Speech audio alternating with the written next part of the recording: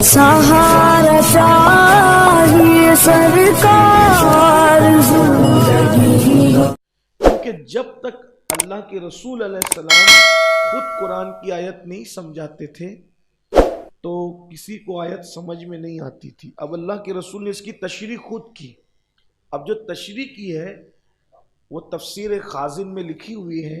एक किताब है, बहुत बड़ी किताब तफसीर की, तफसीर खाजिन, उसमें ये बात लिखी हुई है। अब अल्लाह के रसूल क्या फरमाते हैं, गौर से सुनने की ज़रूरत है।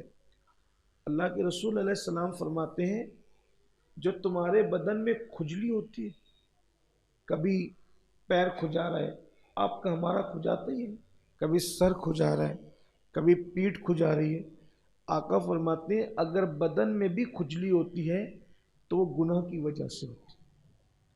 हमसे कोई गुनाह सरजद होता है तभी हमारा जिस्म खुजलाता है। यानी अब आप गौर कर लें कि अल्लाह ने मोमिन को वो शान अता की है कि अगर हम गुनाह करना छोड़ दें तो कभी हमारे बदन में खुजली भी नहीं होगी।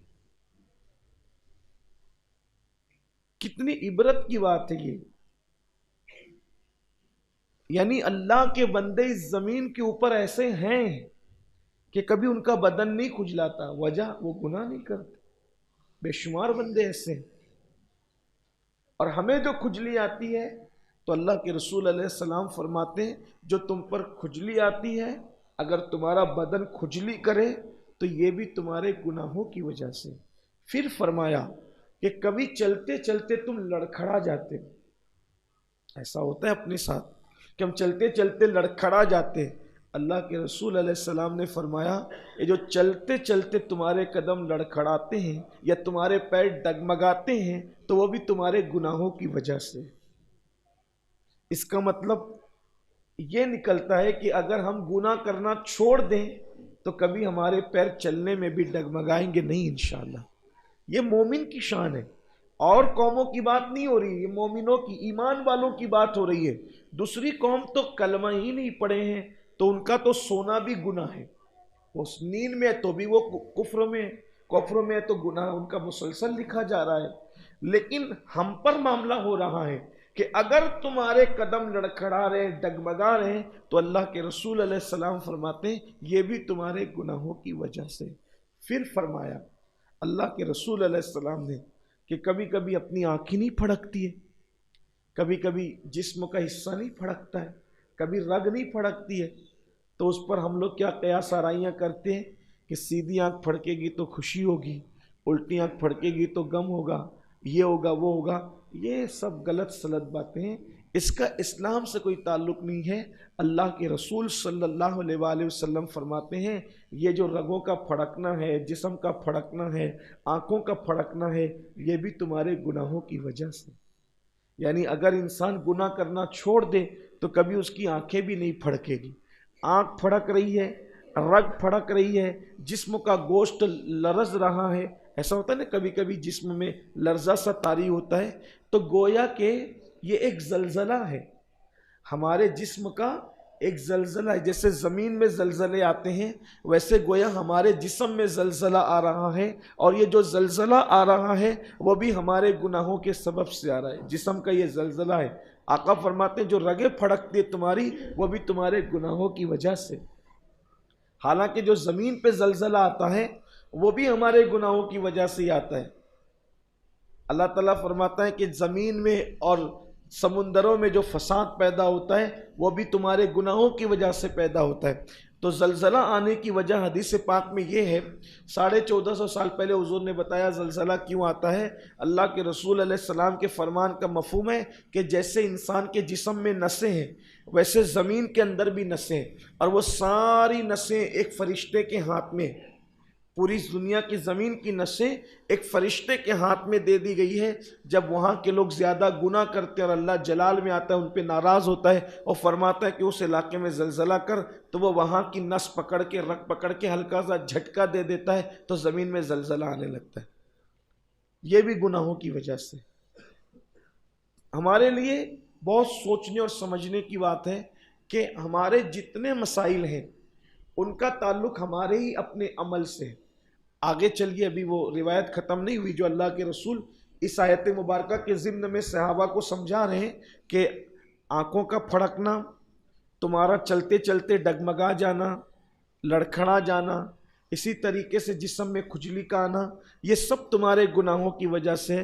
پھر فرمایا گیا کہ تمہیں ٹھوکر بھی جو لگتی ہے وہ بھی تمہارے گناہوں کی وجہ سے۔ یعنی مومن کو، ایمان والے کو اگر ٹھوکر لگے، سمجھنا اس نے کوئی نہ کوئی گناہ کیا تھا تب اس کو ٹھوکر لگی۔ پھر فرمایا گیا صوفیاء کرام کی عادت تھی کہ اگر ان کو ٹھوکر لگتی تو وہ آ یا او اس طرح کی آواز نکالنے کی بجائے فوراً پہلے اللہ کی بارگاہ میں استغفار پڑھتے تھے، اللہ کی بارگاہ میں توبہ کرتے تھے، کیونکہ ان کو یہ پتہ تھا کہ اللہ کے حبیب صلی اللہ علیہ وآلہ وسلم نے فرمایا کہ مسلمان کو، مومن کو ٹھوکر بھی نہیں لگتی مگر اس کے اپنے عمل کی وجہ سے۔ تو یہ بیماریاں بھی ہمارے اعمال کا نتیجہ ہے، ہمارے روزی کی تنگ دستی بھی ہمارے اعمال کا نتیجہ ہے۔ بہت سارے لوگ یہ کہتے ہیں کہ پہلے سب اچھا چلتا تھا، ابھی مسئلہ خراب ہو گیا۔ تو ہمیں بیٹھ کر کبھی تنہائی میں غور کرنا چاہیے کہ ہم سے کوئی غلطی تو نہیں ہو رہی ہے، ہم سے کوئی برائی تو نہیں ہو رہی ہے، ہم سے کوئی جرم تو نہیں ہو رہا ہے۔ بہت ساری غلطیاں ہماری ایسی ہیں کہ جو ہمیں پتہ بھی نہیں چلتا کہ ہم سے گناہ ہو رہا ہے، اور ہم لاشعوری طور پر گناہوں کے اندر مبتلا ہوتے چلے جاتے ہیں اور ہم زوال پذیر ہوتے چلے جاتے ہیں۔ پہلے کبھی ہم سوچتے ہیں کہ ہمیں بڑی عزت ملتی تھی، اب سماج میں وہ عزت نہ رہی، گھر کے اندر بہت خوشیوں کا ماحول تھا، اب ایسا کوئی خوشیوں کا ماحول نہ رہا۔ یہ ساری چیزیں ہمارے لیے جو ہے وہ ہمارے گناہوں کے سبب سے ہوتی ہے۔ تو بندے کو چاہیے کہ ہر وقت وہ اللہ کی بارگاہ میں ڈرتے ہوئے توبہ کرتا رہے، استغفار کرتا رہے، اللہ کی بارگاہ میں گڑ گڑاتا رہے۔ یاد رکھیے جب ہم کسی مسئلے میں الجھتے ہیں تو ہم مسئلے میں الجھنے کے لیے پھر کیا کرتے ہیں؟ ہم آتے ہیں کسی پیر صاحب کے پاس، کسی عالم صاحب کے پاس، سید صاحب کے پاس، ماں باپ کے پاس، اس کے پاس، اس کے پاس، سب سے کہتے ہیں کہ دعا کرو تاکہ ہمارے مسائل حل ہو۔ یقیناً دعا کروانا چاہیے، دعا سب سے کرانا چاہیے۔ سیدنا فاروق اعظم رضی اللہ تعالیٰ عنہ تو مدینہ منورہ کے چھوٹے چھوٹے بچوں سے کہتے تھے کہ میرے لیے دعا کر دو۔ دعا سب سے کرانا چاہیے، لیکن سب سے بڑی بات یہ ہے کہ لوگوں کی دعائیں ہمارے حق میں اسی وقت کام کرے گی جب اللہ ہم سے راضی ہوگا۔ جب وہ خود ہی ہم سے ناراض ہے تو پھر لوگوں کی دعائیں ہمارے حق میں کیسے اثر کرے گی، کیسے کام کرے گی؟ اس لیے ہمیں اللہ کی بارگاہ میں گڑ گڑانا پڑے گا، اپنے اعمال کی سے توبہ کرنا پڑے گا، گناہوں سے توبہ کرنا پڑے گا۔ تو اسی آیت کریمہ کے ضمن میں اب پھر آگے بات آ رہی ہے۔ اللہ کے رسول علیہ السلام فرماتے ہیں اے میرے صحابہ، جیسے تم رہو گے ویسے تمہارے حکمراں بھی رہیں گے۔ اب بات آ گئی حکمرانوں پر، بادشاہوں پر۔ حضور علیہ السلام کیا فرما رہے ہیں؟ جیسے تم رہو گے ویسے تمہارے حکمراں بھی رہیں گے۔ اگر تم اچھے رہے تو تم پر حکمران اچھے ہوں گے، اور اگر تم برے رہے تو تم پر حکمران بھی ظالم، بدبخت اور سخت دل مسلط کیے جائیں گے۔ پھر اللہ کے حبیب علیہ السلام کی حدیث آتی ہے، مشکات شریف میں اللہ کے رسول علیہ السلام کا ایک فرمان نقل ہے۔ آقا کریم رؤوف الرحیم صلی اللہ علیہ وآلہ وسلم فرماتے ہیں کہ اللہ نے فرمایا، اللہ فرماتا ہے کہ میں ہی بادشاہوں کا بادشاہ ہوں۔ اللہ خود فرما رہا ہے کہ میں ہی بادشاہوں کا بادشاہ ہوں۔ اللہ ہم تیری تصدیق کرتے ہیں کہ بے شک تو ہی بادشاہوں کا بادشاہ ہے۔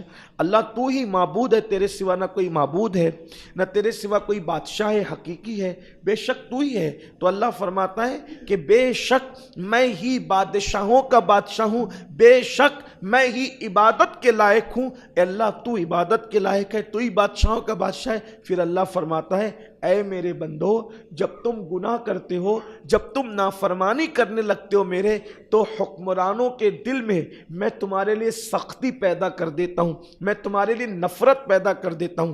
آپ غور کیجئے، یہ جو پوری دنیا کے اندر مسلم خلاف ماحول بنا ہے، اور اب مسلمان نوجوان چاہتے ہیں کہ ظالم حکمرانوں کو چینج کریں۔ ہم کیسے چینج کریں گے؟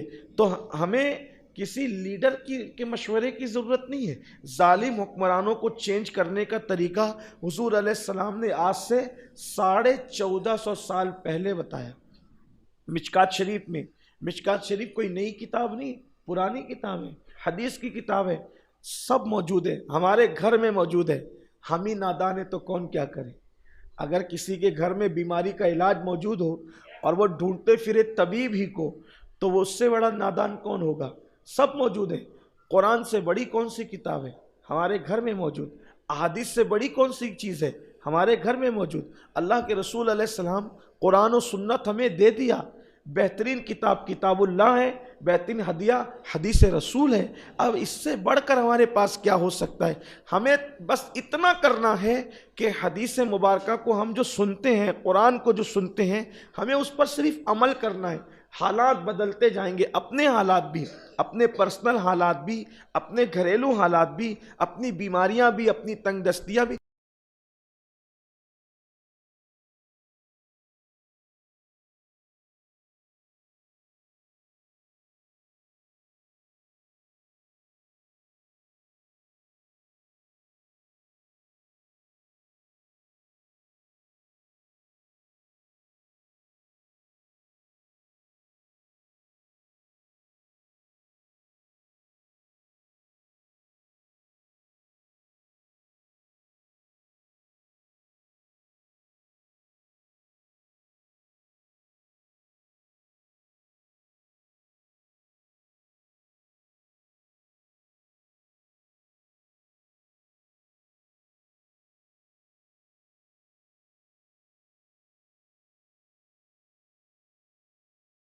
چاپلوسیاں کرنے سے, ان کے پاس گڑ گڑانے سے تمہارا کچھ نہیں بنے گا.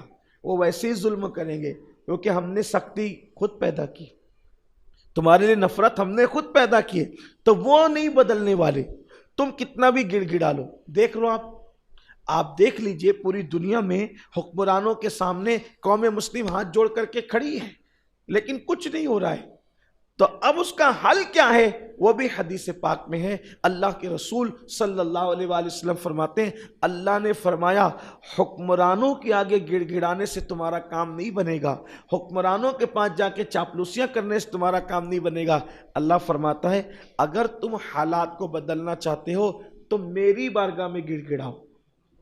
اللہ فرماتا ہے میری بارگاہ میں گڑ گڑاؤ, اپنے گناہوں سے معافی مانگو اور کثرت کے ساتھ میرا ذکر کرو, میں تمہارے حالات کو بدل دوں گا, میں تمہارے حالات کو تبدیل کر دوں گا.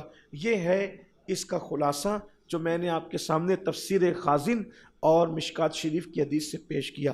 اب آپ مجھے بتائیں, اتنی واضح دلیلیں, اتنی واضح چیزیں کیا کسی اور مذہب میں بھی موجود ہیں؟ نہیں ہے. آپ کو میں اللہ کے گھر میں پورے چیلنج کے ساتھ کہتا ہوں, حکمراں کیسے بدلیں گے, بیماریوں کا علاج کیا ہوگا, بیماریاں کیوں آتی ہے, ٹھوکریں کیوں لگتی ہے, آدمی چلتے چلتے لڑکھڑاتا کیوں ہے, اس کو کھجلی کیوں ہوتی ہے, یہ سب چیزوں کو مکمل طور پہ بیان کیا اللہ کے رسول صلی اللہ علیہ وآلہ وسلم نے. اور ہمارا ایمان ہے کہ کائنات کا نظام بدل سکتا ہے اور قیامت آتے ہوئے ٹل سکتی ہے, لیکن اللہ کے رسول کی زبان نہیں ٹل سکتی. انہوں نے جو کہہ دیا, جیسے پتھر پہ لکیر ہوتی ہے, پتھر پہ بنائی ہوئی لکیر بھی کوئی مٹا سکتا ہے, لیکن مصطفیٰ جان رحمت نے جو فرما دیا اس کو کوئی بدل نہیں سکتا, اس کو کوئی تبدیل نہیں کر سکتا.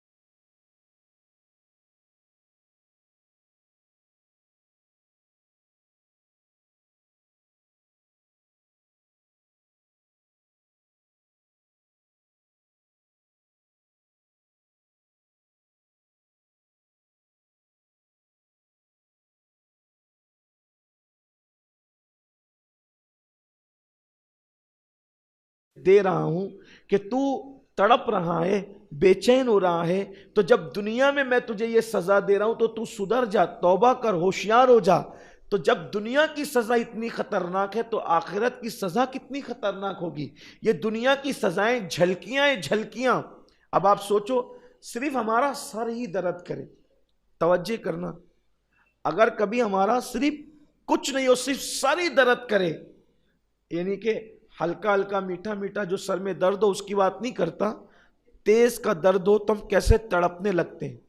اب آپ مجھے بتائیے کہ جب ہم اللہ کے دی ہوئی سزا کے طور پر، اللہ جب بطور سزا اگر ہمارے سر میں صرف درد ہی پیدا کر دے تو ہم اس کو برداشت نہیں کر سکتے، تو وہ جو آخرت کے اندر جو چابک لے کر کے فرشتے موجود ہیں، ہتھوڑے لے کر کے جو فرشتے موجود ہیں، جہنم کے جو بچھو جہنم کے اندر انتظار کر رہے ہیں اللہ کے نافرمان لوگوں کا، ہے برداشت کرنے کی طاقت؟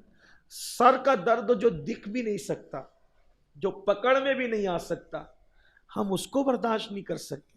اور ہم دلیر کتنے ہو گئے، بہادر کتنے ہو گئے، ارے چھوڑ یار یہاں عیش کر، جو قبر میں ہوگا دیکھیں گے، جو حشر میں ہوگا۔ میرے بھائی، اللہ یہاں تجھے سزا دے کر کے تجھے گویا کہ سگنل دے رہا ہے، بندے سدھر۔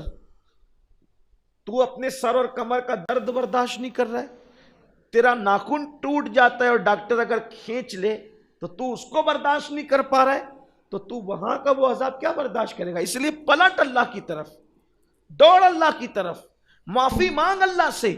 اللہ کے رسول علیہ السلام فرماتے ہیں، حضور سید المعصومین تھے، اللہ کے رسول تمام معصوموں کے سردار ہیں، گناہ کبھی ان کے قریب سے گزر کے بھی نہیں جا سکتا۔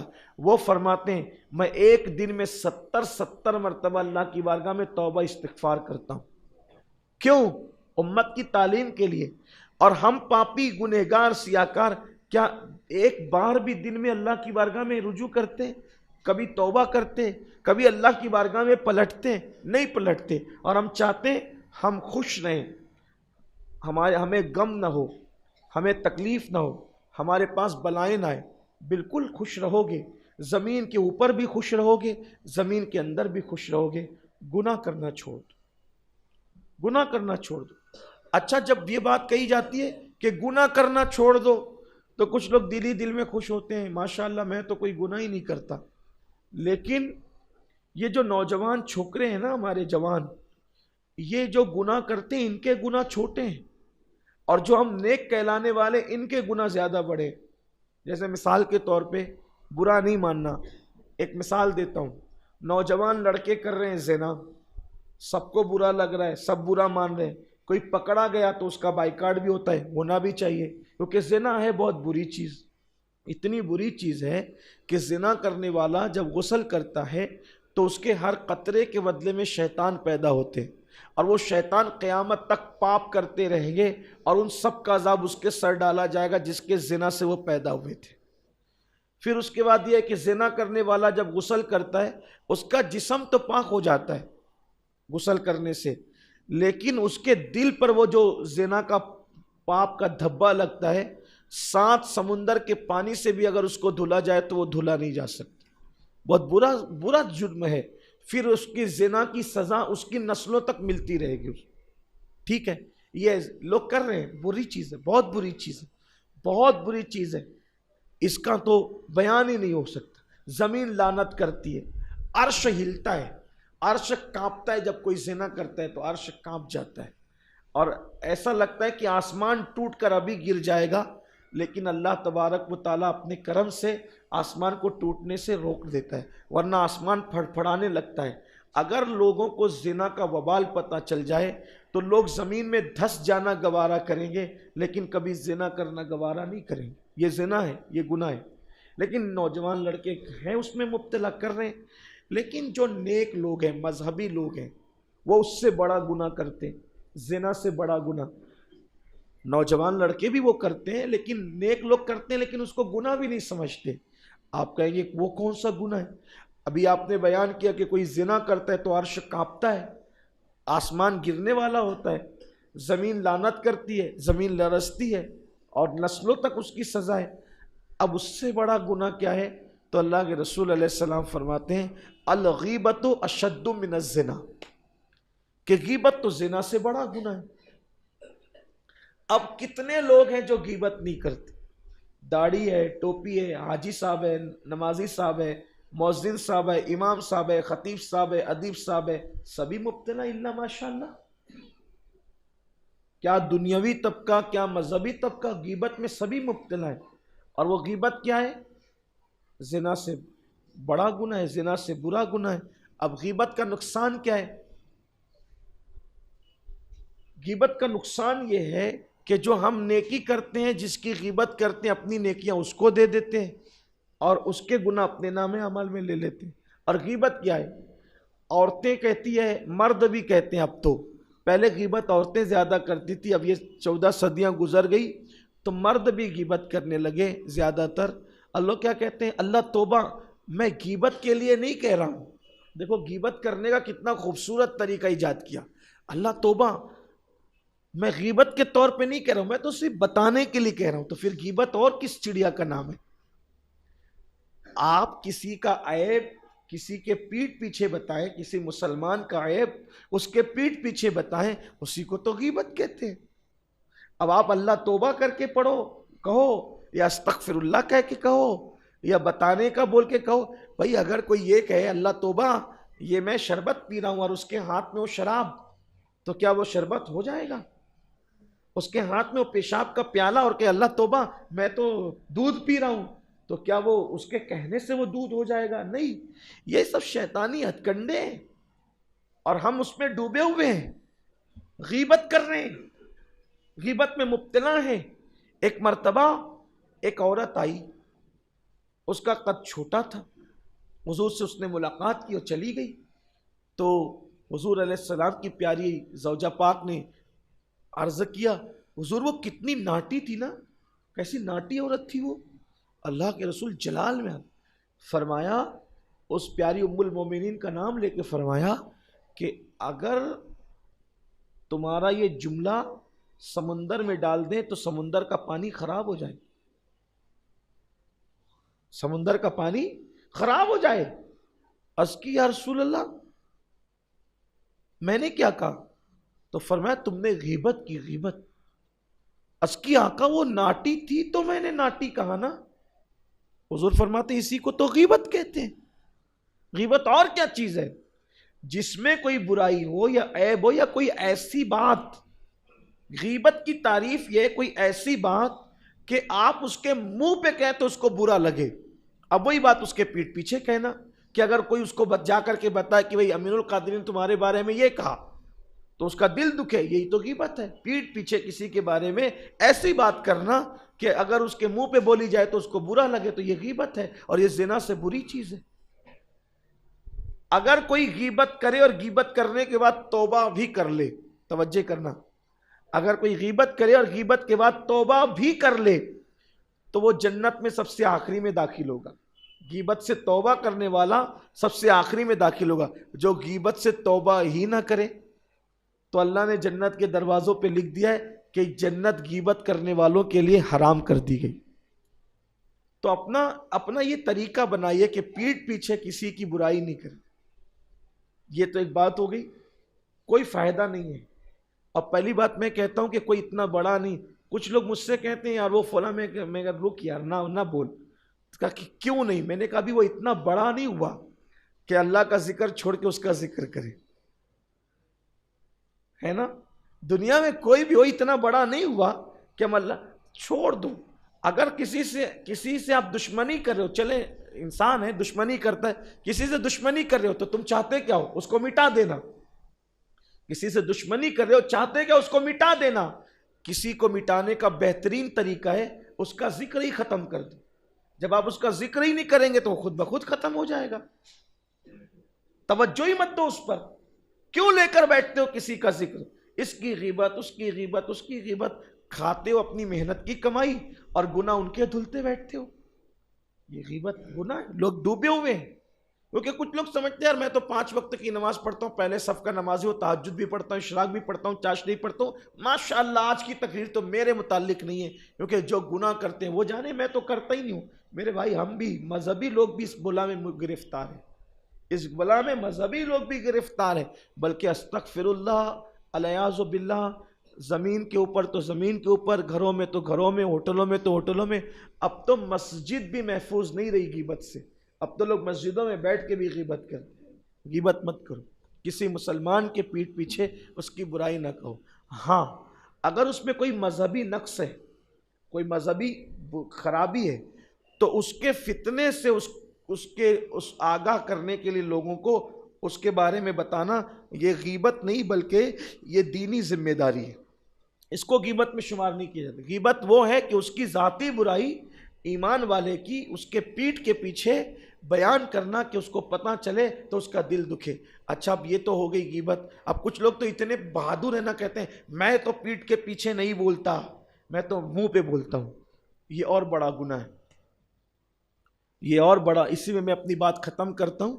یہ ہے اور بڑا گناہ۔ کیوں؟ کیونکہ آپ کوئی ایسی بات کسی کے منہ پہ کہیں جس کی وجہ سے اس کا دل ٹوٹ جائے، تو اللہ کے نزدیک معاذ اللہ ثم معاذ اللہ ثم معاذ اللہ، صوفیہ فرماتے ہیں، اللہ وہ دن کبھی نہ لائے لیکن صوفیہ بتانے کے لیے فرماتے ہیں، کعبۃ اللہ شریف کا ٹوٹ جانا یا کعبۃ اللہ شریف کا توڑ دیا جانا، شہید کر دیا جانا اتنا برا نہیں ہے جتنا کسی مومن کا دل توڑ دینا برا ہے۔ یعنی معاذ اللہ ثم معاذ اللہ، صوفیہ کہتے ہیں اگر کوئی کعبۃ اللہ کو شہید کر دے، توڑ دے، تو وہ جتنا عذاب پائے گا اس سے زیادہ عذاب کس کو ملے گا؟ کس کو ملے گا؟ مومنوں کے دل توڑنے والے کو۔ تو ایسی بات نہ کہو کہ اس کا دل ٹوٹے۔ یہاں مجھے ایک بات یاد آئی، بہت خوبصورت بات۔ دیکھو کتنا احتیاط کیا اللہ کے رسول علیہ السلام نے۔ ایک عورت تھی احد کے میدان میں، اس کا بیٹا شہید ہو گیا۔ ایک عورت تھی احد کے میدان میں، اس کا بیٹا شہید ہو گیا۔ اب وہ عورت آئی اور اللہ کے رسول سے پوچھتی ہے کہ یا رسول اللہ میرا بیٹا زندہ ہے یا مر گیا؟ حضور کو پتا تھا کہ اس کا بیٹا شہید ہو گیا، انتقال کر گیا۔ حضور نے کچھ نہیں کہا، فرمایا میرے پیچھے عمر آ رہے ہیں، عمر سے پوچھ لو وہ تمہیں بتا دیں گے۔ خود نہیں کہا۔ حالانکہ کیوں نہیں کہا؟ اگر میں کہوں گا کہ تیرا بیٹا مر چکا ہے تو اس کے دل پہ کیا گزرے گی؟ حالانکہ کسی کو موت کی خبر دینا یہ ضرورت بھی ہے، کوئی گناہ نہیں ہے، لیکن حضور علیہ السلام کو دلوں کا کتنا خیال تھا کہ اللہ کے رسول نے اس عورت کو موت کی خبر نہیں دی، بلکہ فرمایا عمر آ رہے ہیں میرے پوچھے، ان سے پوچھ لو وہ تمہیں بتا دیں گے۔ حضور نے اتنا دلوں کا خیال کیا، اور آج ہم کیسی کیسی باتیں کر کے لوگوں کا دل توڑتے ہیں۔ ارے سب کو تو میرے بھائی جانے دو، ایک دن میں کئی مرتبہ خود اپنی بیوی کا دل توڑتے ہیں، کبھی اس کو گالی دے کے، کبھی اس کی ماں کو گالی دے کے، کبھی اس کے باپ کو گالی دے کے۔ سوچو تو صحیح، اور ہم اس کو گناہ بھی نہیں سمجھتے۔ ہماری بیوی ہماری رفیق حیات، شریک حیات، ہماری مونس اور غم گسار ہے۔ ہماری بیویاں اگر ہمارا منہ اترا ہو تو پوچھتی ہے کیا بات ہے، کوئی ٹینشن میں ہو، کوئی تکلیف میں ہو، اس کو ہمارا اتنا خیال۔ لیکن کیا ہم اپنی بیویوں کا اتنا خیال کرتے ہیں؟ کیسی کیسی گالیاں دیتے ہیں، تیری ماں ایسی، تیری بہن ایسی، تیرا باپ ایسا، اور یہ ایسا۔ تو آپ سوچو نا، اور کبھی ہم اس کو گناہ بھی نہیں سمجھتے، کیونکہ ہے بیوی، تختہ مشق بناتے رہو، ہے بیوی تختہ مشق بناتے رہو، بولے جا رہے ہیں۔ کبھی احساس ہے کہ ایک دن میں اس کا کتنا بار ہم دل توڑ رہے ہیں اور ہمیں احساس بھی نہیں؟ اور وہ بیچاری ہے کہ کبھی وہ احساس دلاتی بھی نہیں، روئے گی، چپکے سے رو کر کے دوپٹے سے آنسو پونچھ لے گی، ادھر ادھر روتے روتے کام دھام کر لے گی۔ اس کا انجام کیا ہے؟ عام لوگوں کا دل توڑو تو اتنا بڑا گناہ، رفیق حیات کا دل توڑو تو کتنا بڑا گناہ۔ اللہ کے رسول علیہ السلام فرماتے ہیں اگر کوئی بندہ پوری رات نمازیں پڑھتا ہو، ہر دن روزہ رکھتا ہو، کثرت سے تلاوت قرآن کرتا ہو، اتنا نیک ہو، اللہ اس کی کسی نیکی کو قبول نہیں کرتا۔ اگر وہ اپنی بیوی پہ ظلم کرتا ہے تو اس کی نیکیاں اس کے منہ پہ مار دی جاتی ہیں۔ مسلمانوں، دین سیکھو، یہ اپنا دین ہے۔ آج کن کن باتوں پر گفتگو کی جائے؟